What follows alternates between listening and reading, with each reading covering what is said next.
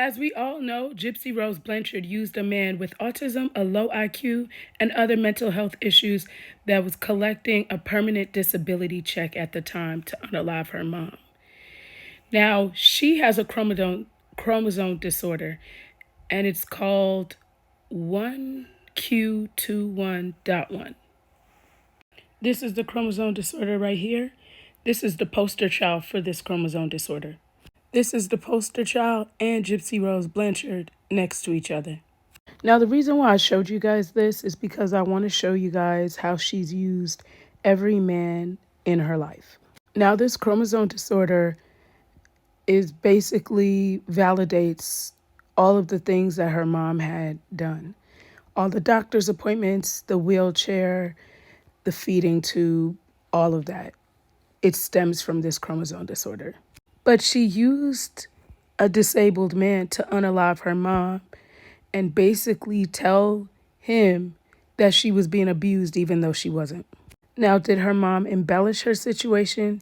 Yes. But did she abuse her? No. I want you guys to hear him speak about how he really truly believed that she was being abused. That was the way I was brought up. I was raised more as a person full of anger, honor and integrity. Not only that, originally, whether it was my father, my mom, or anyone really in my family, any of my superiors, mainly ones who were older than me, they all basically rose me to have respect, honesty, all those things a noble person normally is supposed to have. Of course, due to one of my my main mental disability, it's quite easy for me to be deceived, unfortunately.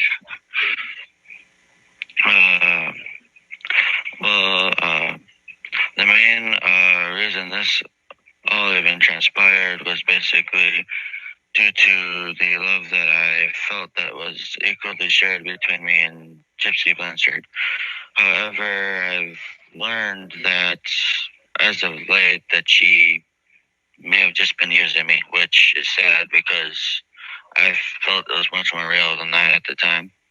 Actually, as for the illnesses part, I found that out almost shortly after me and her first started talking on Facebook, which went from a Christian dating site known as ChristianDatingForFree.com, and we were on there for maybe a few days, and then went from there to next thing you know, Facebook. And it's really weird because I went from just trying to get to know her on one side to being willing to pretty much open myself up like a full open book, to where once we got to the other one, and I'm still confused on why that happened that way, but it did. And when it happened that way, I almost instantly learned about the medications. Of course, I learned that not all of them are actually fully what she was actually supposed to be taking. Most of them are all just stuff that her mom was forcing her to take that was by far not needed.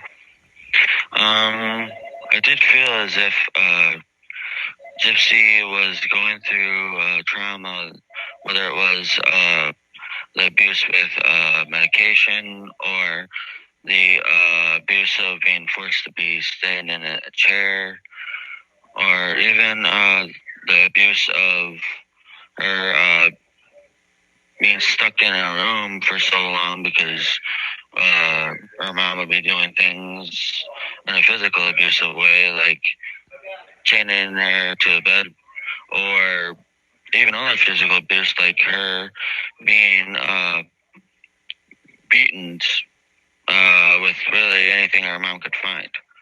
And all this stuff I felt shouldn't transpire. I felt like as if, unfortunately, I didn't think anyone would come to her call. And if she tried to go to the police, they would have, due to the way that her mom was making her betray it to look as, she would have basically is like a lunatic that no one would believe due to what her mom would be putting in everyone else's head. So she felt like it was a non-escapable path upon it, and she needed someone to understand her and be willing to basically risk their life for her. Now, if you really listen to that, at the end, he said basically she needed someone that was willing to risk their life for her. Now, obviously, Gypsy Rose served 8 years in prison, but during those 8 years, she was speaking to a man named Ken Urker and also Ryan Anderson. Ken Urker was said to leave her because he felt like he needed to give her time to grow into herself, which I think is a lie. I think he had a boyfriend, and that's why he did it. If you don't agree with me, that's so be it. Anyway, Gypsy Rose ended up getting with Ryan Anderson. She ended up getting eligible or becoming eligible for parole. And he's a school teacher, and obviously it looks good on paper, so she ended up being able to parole. She paroles out to his house, and she leaves him and goes back with the ex, Ken Urker. Doesn't that sound like the same trend? Like just constantly using people? And Ryan Anderson said he felt like he could protect her. He wanted to protect her. He wanted to make sure she was okay. She tends to keep going for the same type of guy. The only difference is I don't think Ken Urker is like them. In fact, I think he's quite the opposite. Now, Ken Urker and I actually had a conversation back in April, and he seemed to really ride hard for her at the time, but it didn't sound like a romantic type of relationship. It sounded more of like he wanted to make sure she was good. Well, I think he's the one that she felt like always got away.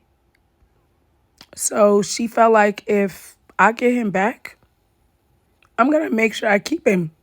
And I'm going to do whatever I have to do to keep him. And I think she really trapped him on purpose. That's just my opinion. So now she's pregnant by this man, allegedly, which honestly, I don't know if she's even pregnant. I don't even know if it's really his. I don't know if it's really Ryan Anderson's. Messing with her is like mental gymnastics because she lies so much, she changed everything up so much that you don't know what to believe when it comes to her, really, to be honest. But again, she used another man, Ken Urker. But the only thing is, he's using her too because I believe he's getting a check. I don't know, y'all, but it just shows a common trend that she uses everyone. And look, when you listen to Nick Godejohn earlier on in this video, he sounds like something's wrong. But he is sitting in prison for life and she's not. She's out here gallivanting, just being a troll. What is really going on with this world? What are we saying is acceptable? I feel like we have normalized this, which is why she's all over the media. We've normalized this. We ourselves have normalized this. This is why we are seeing her all over the place. And as a society, I think it really tells you where we're at. And the fact that she feels so brave to even just go on a live and villainize everybody and basically say, I could do whatever I want to do, but you need to grow up. I don't know, y'all. Something about this whole thing just rubs me so wrong. And I know she's being exposed, but it just seems like it's not happening fast enough. What are your thoughts? Drop your thoughts down below. And you guys have a great night. Bye-bye for now.